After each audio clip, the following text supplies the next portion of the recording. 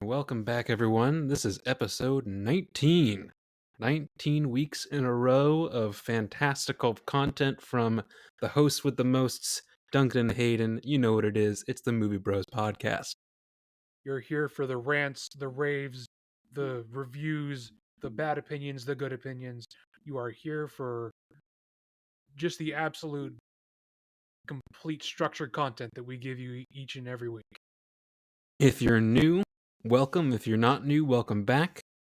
For first comers, this is where we pick a movie, we watch a movie, we banter and ramble and talk about the movie, and then we send it out for you fine folks to listen to. If you want to check out our previous stuff, like we just said at the top, this is not our first episode, so you can look backwards. There's plenty of good content on there, from serious things to not so serious. Speaking of which, we will be talking about something slightly more serious this week. I know last week we had a good old dive into the Meg, which was it was all around pretty awful. Yeah. This is definitely a different tone. And what are we watching this week, Hayden? This week we are watching The Iron Claw. For whatever reason on my sheet I have written down The Iron Glaw with a G. That's not correct. That might be the description for this episode, is Iron Claw, dude. This is going on the cutting room floor, I promise you. Yes, this week we are watching and talking about The Iron Claw. I'm going to keep saying Glaw every time. This week we are watching The Iron Claw from 2023. This was the sort of a biopic, sort of a family history movie about the Von Erichs. It's a wrestling movie, and it's kind of out of our wheelhouse for that.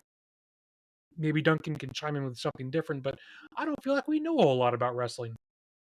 I don't know anything about wrestling, but I will say this movie is, I think, a little bit more in my, at least, wheelhouse, with if you say the Meg is something that Hayden watched, this is something that I would watch, if that makes any kind of sense. I don't mind movies like this. It's just not what I would first choose to pick. I would choose something like this. With heavy dramas, and that is certainly what this is. But if I only have so much free time in my day, I'm probably going to gravitate towards something that's a little bit more upbeat. There are upbeat little portions here and there. There's like 5 minutes of upbeat portion all put together. So before we get into the actual discussion, Hayden, let's talk about the fast film facts. Well, if you'd this be week's so fast kind. film facts. Say that 5 times fast. This is The Iron Claw. Again, as I said, released in 2023. This is written and directed by Sean Durkin. I did quickly look up if there's anything else I would recognize him from. I didn't see anything. Music in this is by Richard Reed Perry, but a lot of it is incidental and background, and it features more 70s and 80s era rock music than anything, which works fine. Yeah, I referenced that, and we'll talk about that later too. Yeah, same here. Cinematography, I'm going to butcher this name, and I apologize to this person. I'm sure they'll notice and listen to this podcast. Cinematography is Mateus Erdeli, and there's a whole lot of little Nyes over all the vowels. I'm sure I've mispronounced it. I apologize. It looks great, so you did a good job. This stars Zac Efron, Jeremy Allen White, Terrace Dickinson, Mara Tierney, Holt McCallany, and Lily James. And that's kind of it for my facts. If you don't know, just breaking down that cast list, I don't want to say everyone knows Zac Efron, but I feel like everyone knows Zac Efron. Everyone knows Zac Efron. I would say most people at this point know Jeremy Allen White, even if only from The Bear. Yeah, of course. You may not know Lily James by her name. You have seen her in 1,000 things.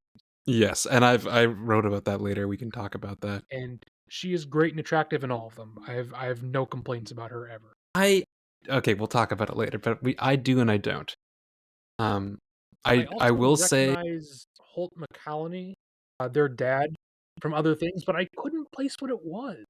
Hayden, you should know this. I'm sure I should. This is one of my first things because I wrote Mindhunter guy gets slept on. I should really watch Mindhunter, huh? Oh, I thought you had seen it. I keep meaning to, It's and fantastic. I know it's fantastic. I just haven't gotten around to doing it. Yes, he is one of the main guys in that. He always like I've seen him in a couple things now, and he's actually a really good actor. He shows up in Wrath of Man, that Guy I didn't see. Ritchie, That's one of Jason the one Statham Guy did. Ritchie. Yeah, that's one of the one Guy Ritchie movies I didn't see. Honestly, you're not missing anything. It's nothing like his other ones. It's not like quick banters and crime Yeah. comedies. It's Mm-hmm. played incredibly seriously, and Yep. it's That's why I didn't watch it. like it's good. But if you know who Guy Ritchie is, you go in expecting not that. So its expectations work against it. Hmm. But this is perhaps another discussion for another time because it's not the movie we're talking about. A little bit of sidetracking is okay. We do a lot of Um, sidetracking here, though. If you are a reoccurring listener, you already know this. the difference, one of the main differences I saw between this and, for example, the Meg is, Everything? I mean, a everything, yeah, but No water? no water. I mean, there's plenty of sweat. I don't know, There's a and lot of oil. sweaty, ripped men, yes. Yes, which Jesus Christ. Um, the literally the initial shot of the movie, like, and it's that way the whole way through. Is I can immediately see that there was a conscious choice for the cinematography. Like it wasn't Yeah. just like this is blocking. This like oh every shot. I felt like they made this shot for a reason. Like, this is a beautiful movie. Yes. I mean, don't get me wrong, there's a lot of great story beats here, but Yeah, there is, but no, it's like this is a beautifully shot movie. uh-huh. And from the color grading to the lighting to Uh-huh. the No, shadows, I 100% agree. it's down to the framing to every like this looks fantastic. They popped all of the golds and the Uh-huh. yellows, and then they've kind of like grayed up all of the shadows, so you get to see all the different textures on everything. It looks great. I mean, at first I remember the first time I saw this when they like the opening shot and is all in black and white when it's like the dad fighting. Yes. I was like, "Oh, is this whole movie going to be in black and white?" I definitely did not think that was what that was. So I have I have something very similar written down. I'm surprised it's opening with black and white and it just didn't stick with it. I really like black and white cinema when it's Well, I done do well, too. and I feel like, yeah, the colors look great in this. I feel like with how well done the cinematography is, this probably could have pulled it off great. I mean, it could have, but I am glad that they went color. I think the Yeah. golds and everything work really well, and especially like in a wrestling ring with like the outfits and everything. I think it was the right call. Like Yeah. I'm glad they had a little sprinkle of it in the beginning to show time change. Mhm. But so yeah, big fan of the cinematography. And the second point was yeah, the Mindhunter, the dad is Black and great. I No, mean, no, but that's the whole point. like he does the actor, Holt McCallany does Yes. such a great job of portraying this guy that you just end up hating him by the end of the movie, which is obviously what they want, but just like he does it so well, it just pisses me off.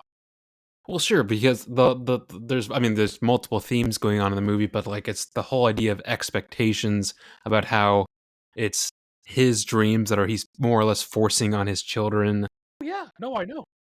like and like what it means to be like the idea of masculinity of like what it means to be a man and men don't cry and all of those kinds of things that Kind of, sort come of, up. yeah. I mean, dude, I mean, again, I don't want to jump ahead, but like the ending scene when it's Zac Efron with his kids, where he's like, Yeah, "Oh, no, like men don't we'll get cry" there. or whatever. Yes, which We'll fucking get to there. oof. All right, so a bit of the Speaking of Zac lighthearted stuff Efron, before we get there. um, Back when this was being filmed, I remember seeing some of the paparazzi pictures of Zac Efron at the time, and I mhm, thought, are they making a live live action action Shrek, He-Man movie? Because He-Man, the dude has like that kind of like a bowl cut looking thing, yes, and he's absolutely jacked. Like, dude, okay, it's I can see insane that. how big he is. I mean, everyone in this, Well, freaking okay, Jeremy Allen White, before they the all whole no, they thing all happens with his foot, like he's also really big. okay. So I would say they're all like ripped, sure, but no, like Zac Efron is huge. Like Yeah, he's more bulked up, is what I'm saying. And but I he's actually wrote, not that tall because I remember. no, So there's a scene later he's when he not. gets married and they're doing line dancing. Mm-hmm. Everyone is taller than him, including Yes, Lily James. yes. I did write at one point. I said steroids, right? No, I would like to believe, Well, it's perhaps funny because ignorantly, that they didn't steroid up for this. well, I wrote steroids, right, and then literally the next line I said he doesn't even look real. There are moments where I'm like, is this a real thing? Like, or am I Mm-hmm. looking at a CGI body double?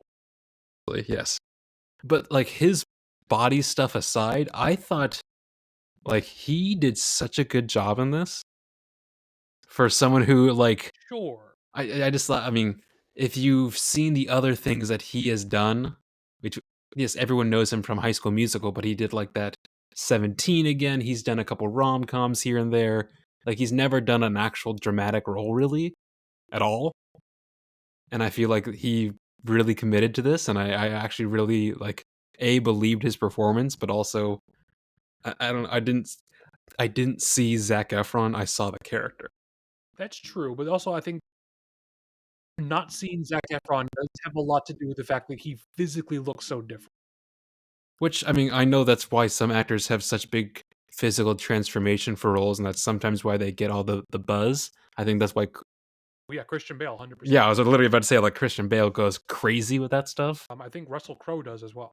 So, what I have written down about this, because I had a thought about this as well, is that it's hard to tell if he's good in this because he's finally getting a time to shine as like an actor, kind of in the same way that Jim Carrey did in Truman Show, or is it that he Hmm. finally is just given good material and he was always this good to begin with? It's quite possible because again, he's he's not a young guy anymore. He's not old, but like he's been in the quote unquote industry long enough to where he's probably had like time to get the experience of being around other actors who where he's probably learned a thing or two. Like he's probably yeah. I bet this is maybe just his first chance of like good writing, Oh, good like yeah, being in a probably. good movie. Yeah, Although after this, he's done a couple more of those like kind of raunchy, not great, like rom-com-y kind of stuff. right. He was in that Ricky Stenicki movie, Yes, which I heard was which actually a I lot of heard fun, was but directed. not a good movie. I heard it was like unsalvageably bad. See, I heard it was like a fun movie, but not a good movie at all. Well, maybe we I can don't know. check it out. Who knows? Does the mom always play? I feel like she always plays a mom. I don't know what else I know her So, from, but she looks like she plays a so mom. this is going to be a callback for the listeners here. She appears in Twisters as the Really? mom, Okay, because I was like, I know her from somewhere. which is a movie we talked about a couple episodes back. I think that was episode 11 or something like that. No, episode 11 was Logan Lucky. I think it must have been 12 or 13. Either way. Well, we didn't do a full episode on it. I want to say it was kind of like an ending, rambling kind of a note thing. Didn't we do? I thought we did do an episode on Twister. Or was Twister, it? yeah, Oh, Twisters. Twisters. No, Okay. I don't remember if she played a mom character in Semi Pro, but it is probably a similar role. Yeah, it says Woody Harrelson's love interest. Kinda, yeah. So one of the first things I have written down narrative wise that aren't like a comment on the like the technicality of the cameras or anything is that the whole storyline of essentially the family curse is not the family curse. It is literally just the father's, Yes. 100%. you know, trying to live vicariously through his sons and realize his own failed ambitions through them is Mm-hmm. an interesting decision to make. I mean, I guess if this is based on real life, it's not a decision to make. That is what happened, but it is an interesting plot because I didn't know that that's what would play out. Because as we said before, I'm not into wrestling, and I didn't know, and kind of purposely didn't check up on how true or not this movie would end up being because I feel like that would take away from the experience if I found out that it was adding things in that didn't happen. Yeah, I didn't look into because again, I know this is based on true stuff, but I didn't look into how true it is. Well, there is a couple pictures towards the credits where they'll show Oh, the yeah. Yes. real family, where they're throwing the baby into the air for like 10 feet. And they're built different. I mean, Literally, they are built. Yes, but I think what was the first like quote unquote tragedy? So technically, the first tragedy, Was it Carrie? the original baby that had died. Well, yes. Is it Jack Jr. or whatever his name is? So I have something written down about this later. All their names kind of run together with me, and I just remember their actors' names. Really? Kinda. Well, there's Michael, there's Carrie, there's Kevin, Yeah, they all and kind of sound the same. Eric. I think it's Eric. Is it Eric? The tall, lanky one who has his intestine rupture. I thought that was Carrie. No, Carrie lost his foot. Okay, so Carrie lost his foot. Carrie's Jeremy Allen White. Kevin Correct. is Zac Zac Efron. Efron. David is the one who David. wanted to play guitar. David. No, that's Michael. I thought that Isn't was it? David. No, Michael's the one with the guitar. David is the one who went to Japan and died. God, yes, you're right. Either way, We do tangents here. Tangents here are fine. that's fine. Yeah, I have no So, issue. speaking of the brother that does music, how do you feel about the music choices in this movie? What a segue, Hayden. What a segue. I think it works for the movie, but I think it's almost it's kind of I would say it's maybe unfortunate because I found the actual like soundtrack to the movie, and yeah, it's not it's just kind of the ambienty, noisy kind of stuff. It doesn't feel like a soundtrack because again, they're using mostly just rock songs from the 70s, which is fine because again, I think it works for the movie, and there's a lot of parts in the movie that I think hit harder because there isn't music. You're just left with what's going on at the screen. You can't listen in, you have to watch and you have to focus. Yeah, I agree. I have something similar written down. Probably not all of that exactly, but I kind of have. I really like that there's minimal noise. I mean, even from like a sound effect standpoint, unless they are physically watching a fight happen in a ring, there's not a whole lot of actual noise in this movie outside of the dialogue or to hear the wind moving through or something like that. It's a every part of this movie feels meticulous and on purpose, and I think that's probably the highest compliment I can give it. Nothing feels like it's happening accidentally. Yes, which again, comparatively to some other movies you and I have watched, I very much appreciate that. No, I agree. I agree. I do think though, so that whole scene where it takes place at the University of Texas where they're having their first gig, and then Mm-hmm. I I don't want to be mean to the actor singing. I don't feel like he sounds very good. I think it has its place. I don't think it's good, but I think it has its place. Sure. No, I think it's actually I think it's maybe better that he's not this like perfect like singer portion. Like none of them are like they were not born to be these things. They're real people that are figuring it out, either if they're pushing themselves physically or if they're stepping out to try something that's not like the rest of their family, or they're not meant to be, an Olympic athlete, which RIP his Yeah. foot. Well, it's just like that whole scene where they're digging fence host that whole scene where they're digging fence post holes, Hmm. and the dad comes over and tells him, "Oh, you have to be a wrestler now because your dream of being Olympian was taken away from you, like it was taken away from me." It's just like Sure. you shit stick. Like that's such a. Well, yes, I but mean, that's a great bit of storytelling. It just made me hate it. I will say I think it's just because it's like the older generation Southern thing, and no, I 100% don't agree with it, like what his intentions are, but the way his character is written to talk, I actually like I think his name was Fritz, the dad, Yes, how he spoke, I really liked. Like it wasn't it was like biblical alternative he almost. Do was. you know what I mean? Yes, it reminded me of the way that Jeff Bridges talks in uh Tron no, in the Coen Brothers or True True Grit, Grit. where he's very verbose, but he's not using like huge words. He's just choosing all of them very carefully. Well, no, I feel like Jeff Bridges was more like a little more stoic. I feel like Fritz is more like, again, like I feel like it's almost it's again, it almost sounds religious to me about how he's talking, but it's not religious. Maybe. Again, I don't really know how to explain it, but I feel like it makes sense. It consistently sounds like he's doing public speak, Yes, 100%. even when he's, sitting in the Talking to his locker kids. talking. Dude, the bit where David got the call up to do Oh, the championship, and Zac Efron is just sitting there. fucking crushed me, dude. Oh, well, no, but see, that's where I'm like, oh, that's where the silence really works. Absolutely. And then Like, I think just like, that would have been ruined with sound. no. I'm sorry. Yes, absolutely, I agree.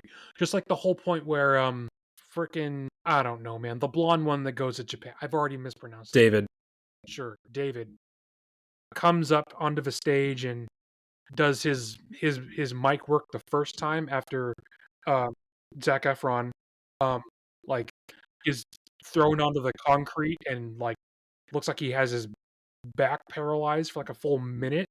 That was agonizing to watch. was To have him like fantastic acting, crawl though. himself onto the stage, which I mean, granted, Zac Efron really sells that, but the amount of clever and almost emotional camera angles that they pack into that sequence, Huh?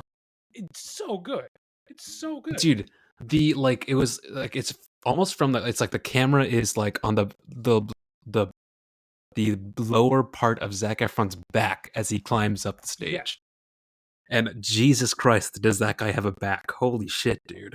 I think the scene that comes out more is when he's doing his pacing and running back and forth between the two ropes after he fully is Oh, starting to yep, believe yep. that he's cursed and he's trying to avoid his Mm-hmm. family.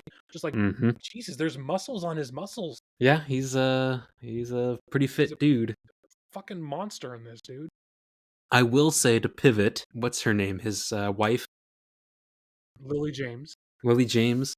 She's super cute, but I think she plays the kind of meta girl in more than one thing. Like she kind of played the same like cognizant of herself being a pretty girl in Baby Driver. Like when she meets Baby in the diner, he Kinda. she does almost the exact same like don't you know how to talk to a pretty girl, like that kind of thing, as she does when she meets Zac Efron. I feel I thought of now it that you bring it up, immediately. those are similar scenes. I know her more from like period dramas where her prettiness is kind of downplayed sometimes. Hmm. So maybe I didn't notice that right away, but you are right. Those are very similar. Actually, they're almost really similar shot scenes too, because it would just switch from an A to a B camera, showing both of their Yes. expressions with almost no movement. It's an extremely similar scene now that I think about it. Yeah, exactly. That's why I was like, I like her, but how big are okay, there's a couple scenes where obviously I get it's the 70s and it's not really an era that I've ever really loved the outfits from. I'm more of like a 50s, Yeah, 60s, or an 80s or a 90s. Literally, that's like the one decade I don't really like. But how crazy are those collars, dude? Holy I shit. mean they are pretty insane. Well, there's a scene where I think it was when Carrie first gets home and they're all sitting on the porch waiting for him, and they like hop off the Oh porch and yeah, walk across the yard, and like between like the bell bottom, I think it was the bell bottom jeans on Fritz and his massive collar, like it didn't it looked not real. so I agree, and but I would also say that almost all of the costuming in this looks pretty good. Like they all look like good period accurate clothing. The only thing that ever comes close to looking out of place is, I mean, we're kind of jumping towards the end here, but Ric Flair's like pink and like neon blue gown that he comes out in the end. That to me, I mean, maybe it's accurate and that's what that kind of shit looked like, but like that to me didn't fit the color tone of the rest of the movie. It looked out of place. Yeah, I mean, but yeah, I agree though that pretty much everywhere else, either like costumes or outfits or anything, it all worked pretty well. Can I talk about how much I love their truck? I've been dying to talk about how much I love I did think about that watching that. I was like, I bet Hayden would probably like this. it's a It's a perfect F-150 from the 70s. It's two-tone brown. It's so good. I would love a truck like that. It's so nice. Which, yeah, I feel like that's definitely up your alley. And I think it's because it's from it's a different era, but B, a different region. But like the whole, like you even referenced it, the wedding, like where it's like everyone's doing the same dance together, Yeah. the little two-step, whatever it's called. Yeah, it's line dancing. Uh, Super cute, very very cute. But yes, Zac Efron is kind of a little. I feel like that's actually almost a mistake. Like, they should, I mean, I guess they don't try and, like, make him look taller than he normally is in other scenes, but it almost makes him look comical in that because he's kind of Tom Cruising it a little bit there. Yeah, a little bit. Do you have a preferred brother? Do I have a preferred? I don't know. They are all very. I mean, they have different. I feel like motivations. So, obviously, Michael has the most different motivation. Sure. Yeah, he's the He only one who's doing other shit with his life. Yeah. Yes, he doesn't want to be in wrestling, he wants to make music, and then he gets pushed into wrestling because his dad is his dad, and that's all he knows to do. Sure. And then gets in a coma. It did feel that after he came out of the coma, he was a little bit slower. Yeah, I just don't know if I would say he went full retard. As No, no, no. I mean, you never go full retard. never go full. We should watch that again. That was a fun Dude, movie. I would put that on the list. That's a fun one. I own it. I think I do too, actually. So we're getting towards the perhaps more serious aspects of this story because there's a literal marked turning point where the tone shifts, and it's literally the halfway point. I went back through and I was like, okay, if I pause it here where the tone very clearly shifts, and it's the halfway point. So after they win their three-man team award Mm-hmm. belt, Yep. and his dad comes in and he says, "Oh, your other brother's moving up," and Yep. Yep. like after that, the movie very quickly slides into this is this guy's life unraveling. I will say the amputee, like the leg or whatever, the foot, looked pretty good. It did look pretty good, but I'm glad that they didn't have it on screen all the time, or else Mm-hmm. I think that might have diminishing returns. Like, it was shocking to see it the one time where he's in the kitchen. I think if they were constantly showing that to us, it would become less shocking each time. Sure. No, I'm glad that it was a little more subtle. But it did look like that's pretty convincing, just essentially greening that out in the computer for that scene. Yep. Yep. And 100%. and Jeremy Allen White absolutely sells it that he is in pain 24/7 trying to Mm-hmm. train to get back into wrestling. Like, Yep. that was a rough watch of a second half of a movie that is a rough watch just all around. That was a rough watch. Yeah, there's several parts that are like, oof. I mean, I want to watch this, but like, oof. Yes. I do like that you kind of get to know each character before they Fall either, apart, well, not just for that, either lack of a better word. they leave the story by either their own hand or another's. I like that we get to know them all as full characters before that happens. Even the brother that goes to Japan and then is essentially killed off screen by Yeah, his you still get next time with interruption. David. Like, you still know who this person is. You still see him in the beginning stages of what almost looks like drug addiction. They had that whole very well written conversation in the bathroom after Mm-hmm. he's That was thrown the yeah, blood, that and was then good. yeah, like it was.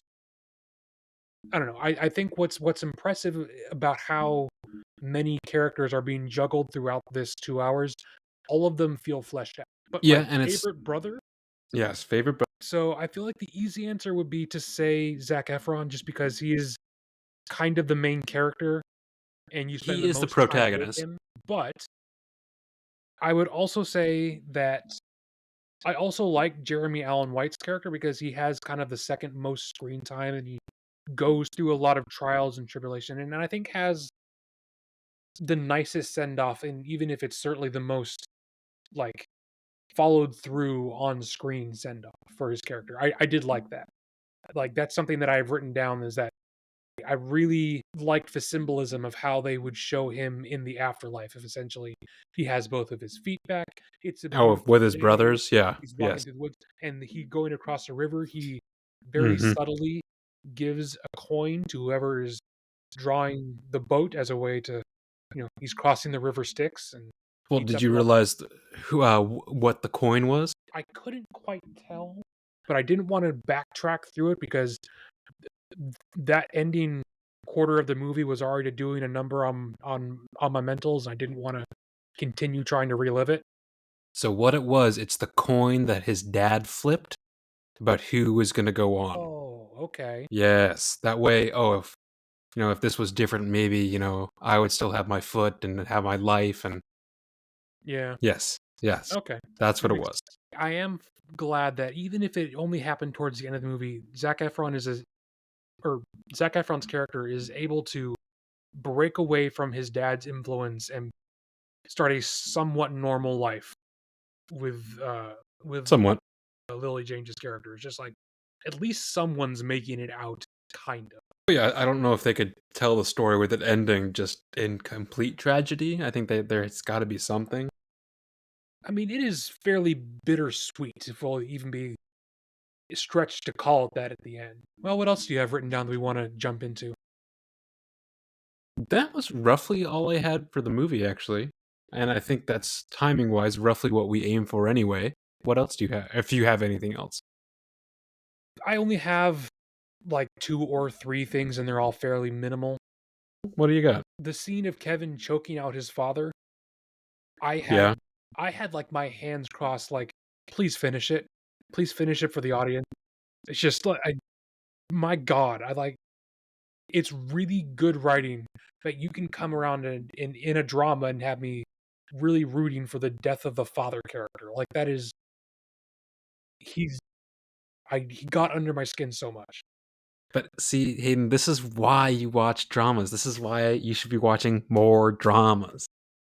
I like dramas. I just want to watch something a little bit more positive. And that's kind of the other thing I've written down is that the last 20 minutes of this felt like it took me an hour to watch. Like, it's not slow paced. It's just so fucking rough consistently all towards the end. Like Yeah, I do get after that. after the credits rolled, it made me feel like I needed to take a hot shower. Like this it's so oppressively unhappy for like the last half an hour, 20 minutes of the movie. Granted, the actual ending scene of him being consoled by his sons and Oh, playing football, fantastic. that's a really just everything about that is excellent.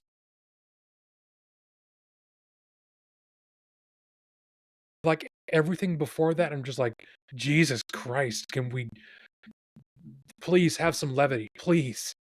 Well, I don't know if you've seen like the memes where it's like the poster of the movie and then by the side there's little brackets of like the this is great and then this is not so, or like have you ever seen those kind of memes? I Yes, don't know if you've seen this. Well, like I have seen someone them. did it for yes, you've seen the memes. Iron Claw is like the first bit is like, oh, like they're going towards stardom, but maybe their dad's kind of fucked. And then it's like, no, what have they done? Oh no, what's happening to them? And then there's a tiny little sliver at the end that says like, oh, happiness. Yeah, that is so accurate. So accurate.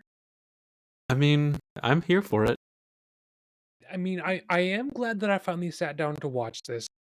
This would be a hard argue for me to rewatch this anytime soon. Like, I I will absolutely agree with you that this is an excellent movie, and Yes. I'm surprised it didn't have any awards attached to it. Just I think it was nominated for directing, some stuff. acting, cinematography, it's all great. Great. Yes.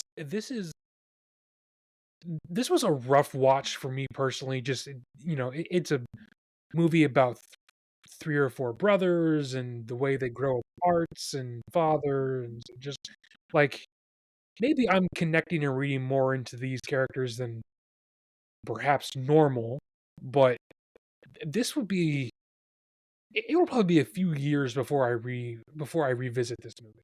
Granted, this is the second time I've seen it because we're watching it for this. If I wasn't prompted to watch it because of this, I would probably wait a couple more years to see it again.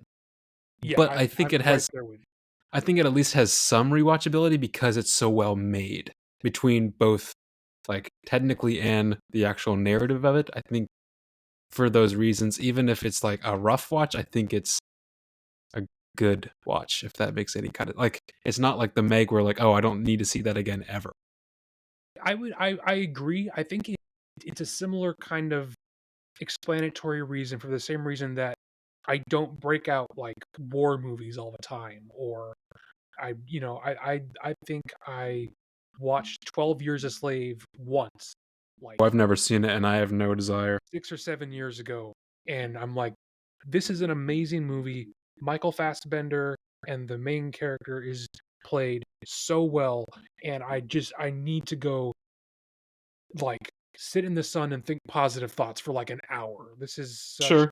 a draining experience, but it's really, really good. And I think this kind of fits into the same categories. Like, this is excellent and well made, but it is such a soul suck of a movie. What would you rate this movie out of 5, including half stars, Hayden? I think this is a first out of a 5 for 5 for me. I think there is nothing here that I would criticize. I No, me mean, neither. granted, I feel like I have been criticizing it, but that's not what I'm trying to say. It's more of a, just an explanation of how it made me feel. That's not a problem of the movie. Like, I think there is nothing that this tries to do that it does not succeed in doing at a very high level. I think, to me, this is a solid 5 out of 5. Yeah, I agree. I put it as a 5. I have nothing real. I have no notes.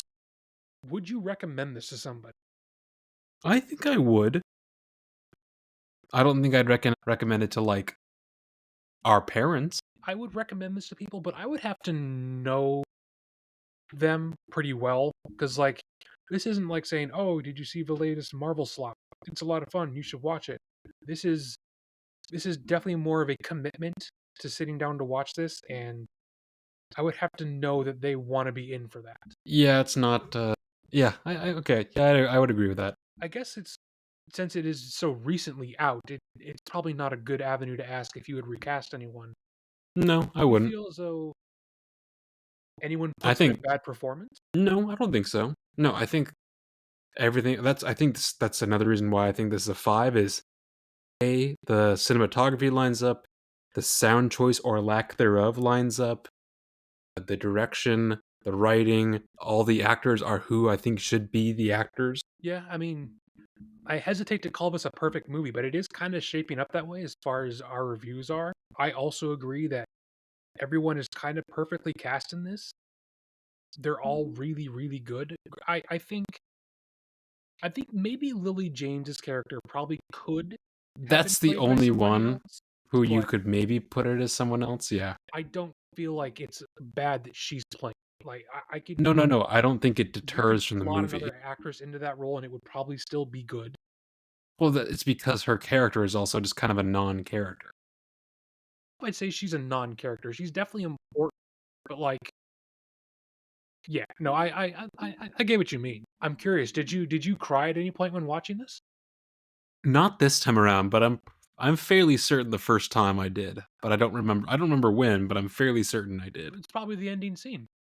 Probably, to be honest. Yeah, no, I mean, I did not, but I was close to.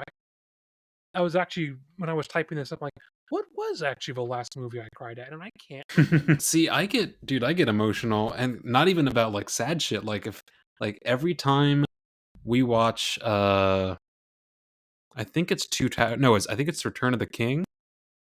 Yeah, Uh, the ending of that. oh no, no, it's like when Theoden is charging in and he Sure. does his speech, dude. I get teary. I don't know, like it's not always a sad movie that does it, so I can't think of the last one, but I tear up from movie to movie. I rewatched the third Toy Story recently, and the ending of that. I remember that being rough. I only saw it once, but oof. It's a really good movie, but it is certainly, it has an appropriate send off for the people who would have grown up watching the first two, because it is And then they kept very making them. well. I refuse to comment on that. Yeah, that frustrates the hell out of me. Because the ending of number 3 quite literally is so perfect as a handing off of the torch.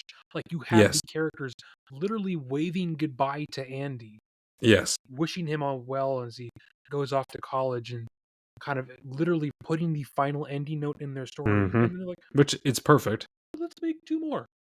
which And is just wild. both the ending of that is sad, but it is hopeful and it's positive. I think I probably teared up at the end of that. Weirdly enough, the other time I think was I mean, this is probably gonna get a laugh from you. I watched the Illumination Grinch movie in theaters, and I remember crying at the end of that. Okay, that's an odd I choice. can't explain it. It's not a great movie. It's not even sad at the end. I don't know. It was just a lot of nice Christmas vibes. Sure. No, that's what I'm saying. Like, it doesn't have to be a sad. Sometimes it's like the happy sad or like happy tears kind of vibe. Which, hey, that could be a whole episode itself. It's just talking about emotions in movies. Who knows? Either way. Possibly so. Possibly so. Well, do we want to perhaps choose something a little bit more upbeat, or do we want to let the counter decide? Well, here, let's see what the old picker wheel, the old wacky wheel. And if we don't like it, we can always say fuck it and make our own choice. As we usually do. It is okay. Um, it's I would want to see it because I like the movie, but Tell me. I don't think it's more upbeat. It's called Comet. I'm okay with it. Tell me. Like the cleaner? Yeah, more like the asteroid. I've never heard of this. What is it? This is I would put it in the same vein as like 500 Days of Summer. So it's equally as emotionally devastating towards the end? Uh, yes, but Okay. it's really pretty to watch. It's the main girl from Shameless. I don't know her name. I've only seen like one episode. I don't know Emmy who she Rosa, is.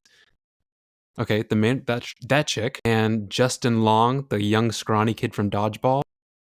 the guy who shows up in everything. To a certain degree, yes. It's them meeting at a like stargazing party in LA, and it's their like relationship, but then it cuts around in time and you don't know if it's the same timeline or there might be multiple timelines. Um Are you convincing me to not watch Blue Valentine 2 Electric Boogaloo? No, but that being said, they pump up like crazy amounts, like pinks and blues, like crazy amounts in this. I'll have to send you some stills or something, and you can decide for yourself. But maybe not for like a Halloween episode, but we should watch it. I like it. I've seen it several times. Then that's what we'll do. We can decide between that and perhaps something a little bit spooky, but next time you can look out for that. Yeah, we can aim for that maybe for the starting of what is that month? November? November. Yeah, that can be the start of November, and we can find something spooky for Unless the we can end think of of October. a Thanksgiving movie, even though there is a horror movie called Thanksgiving. Yeah, we could do that. Isn't that the one with Patrick Dempsey? So that's just called Thanksgiving, which is an Eli Roth thing, which actually was reviewed to be pretty good for what it was. I'm not a huge fan of slasher movies. I don't find them scary, so I kind of avoided it. I mean, I don't as someone who doesn't watch any of those things, I don't know. When I think of is a horror movie good, is it scary? Does it frighten me in any way? And what I find is I think that supernatural stuff tends to scare me more than like your like than your Jason Voorhees is who just runs after you with a machete. Like I agree with that's that. never been my thing. Like I'm give me the ghosts, give me the demons, give me the evil clowns. Like give me the fantastical because I guess in my mind logically, I know that the situation of I'm being chased by a guy with a machete never going to happen. On some level, the science is out on whether or not ghosts are real. I could be over the span of 90 minutes of a movie, I could be led to believe that this could happen. Okay, I understand the reasoning. Yeah, okay. So at least we have some maybe parameters for that movie we choose. Also bugs, because bugs are fucking creepy. Dude, I fucking hate bugs. And thanks for listening to Iron Claw, folks. That's kind of our wrap up for that. And again, like we said, from what's been snipped together in the last 15, 20 minutes, you'll probably hear something spooky next week and most likely Comet the week after. Since we have a few minutes left, is there anything in the last week and a half or so, Hayden, that you've seen from your pile of garbage? So the alliterative device we used last time, which I'm actually going to continue to use, was Yeah, what was it? the pack of crap. Hayden's pack of crap. Hayden's pack of crap. The Hayden's pack of crap reading corner. No, so I haven't had a whole lot of free time after work because I've been doing some baking and some art stuff, and I haven't had the time to. This coming weekend, I'm thinking of breaking out a few more schlock from that and maybe giving it a watch through. Have you watched anything noteworthy recently? Here, I haven't had a chance to do my Dunks Movie Corner pod this week yet. I'll most likely do that after we finish recording this. But, I mean, I can sprinkle in some stuff. I mean, I watched Gone Girl for the first time. I had never seen it, and that was fantastic. Ooh, what did you think? I really liked it. I really liked it a lot. It's so good. But there was a lot of It's parts. so good. There are a lot of parts with every David Fincher movie where like I know it's important, but I don't want to see it. It's just like some of the Neil Patrick Harris stuff. I rewatched Drive because fuck it, why not? That movie's great. As you do. I rewatched Point Break. If you've never seen it, that is a ridiculous movie. It is patently insane. I think I've only watched it once several years ago, but it is so. It reminds me of Speed, the other Keanu Reeves movie. Yeah, I mean, I think they came out at similar times. I rewatched The Fall Guy, which pretty fun. I really, Like, really like. It is definitely a turn your brain off romantic comedy, but like I wish there was more romantic comedies like that where it's just fun. I mm-hmm. don't have to be depressed at any point while watching it. It's just light, cheesy popcorn stuff. Yes.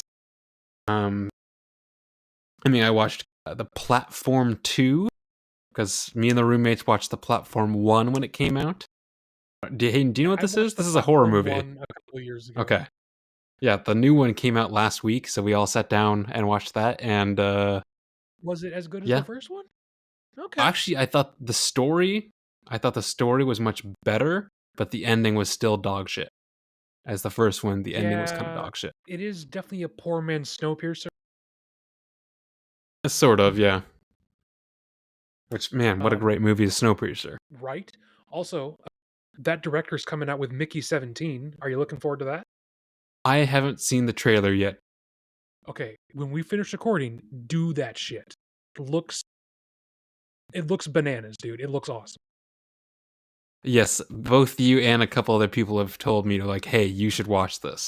Like it definitely looks like they're trying to sell you on the fact that it's going to be fun and zany and not just probably very grim towards the end, like a lot of his stuff is. Sure. Well, don't spoil. Let me watch it. Maybe like next week we can talk about the trailer. But yes. You should definitely watch the trailer. Okay. All right. It is absolutely up both of our alleys.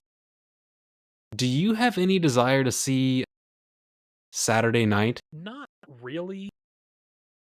I feel like I would have to know so many of the ins and outs about Saturday Night Live history for me to really appreciate that movie. I don't know Yeah.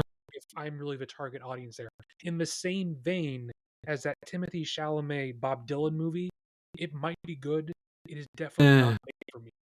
Oh, well, both of those movies. I'm like, okay, they're clearly for not our generation.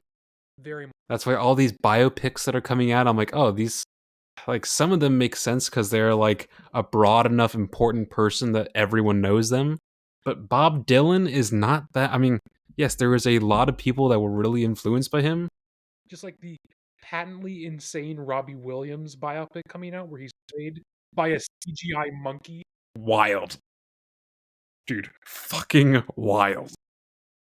I think the comment that I shared on my Instagram story at the time was like, you know how you know when you're not an important enough celebrity to make a biopic about when they have to replace you with a CGI monkey for anyone to know it's being made. Yeah, it's definitely an It's interesting choice. so just alarm bells should have been going off at any level of production where they're singing, "Oh, we're making a biopic about a British singer that not many people have heard of, and he's being played by a motion capture monkey." That's so dumb. Well, I think this is like the decade of biopics because I think it started with Bohemian Rhapsody. Yeah, I mean, there's probably something before that, but it's definitely the big one. Sure, I think that's more or less everything I had. I had one more thing, and this is I'd like to introduce a new segment if you're open to it. I Lay it on me. feel like people should maybe know their hosts more. So every week, Are we I sure?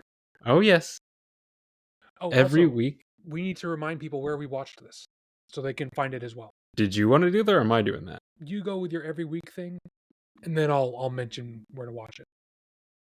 Okay. Um, this my thought behind this is you and I both answer like a generic, like almost like an icebreaker question every week. That way, over time, people at least know us more than just like our movie opinions. Talking Head Just a 1 to thought, Talking and Head 2. well, yes, we are actually people, for lack of a better word. Or we're the most complicated AI ever made. I think AI could probably do better than us. The AI would definitely have better consistent sound quality. So every week I'll ask, and obviously just say whatever you want to say. This week, why don't you ask me? Next week, why don't I ask you? Sure, that's fine. Given the choice of anyone in the world, whom would you want as a dinner guest? Where am I eating? Does the meal matter? Well, if I'm going to like Five Guys as opposed to like a fancy Hayden, Tripledor kind of restaurant, it's not about the meal, it's about the person. I'm just gonna go with Alive because I feel like that'll be too hard.